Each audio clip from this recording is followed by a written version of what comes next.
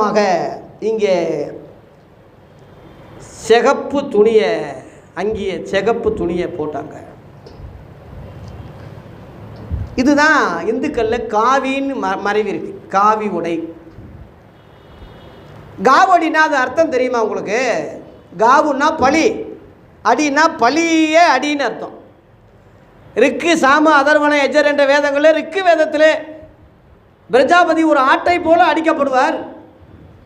4 பூசாரிக தோலை உரிப்பாங்க, ஆணிகளை குத்துவாங்க, கொல்லுவாங்க, திரும்ப அந்த ஆடு உயிரோடு வந்துடும் சொல்லி இயேசுவுக்கு என்னென்ன அடையாளம் இருக்கோ அதுவே ரிக்கு வேதத்தில் இருக்குது. ரிக்கு வேதம் கிமுல உண்டானது, இயேசுவுக்கு முன்னாடியே எழுதப்பட்டது.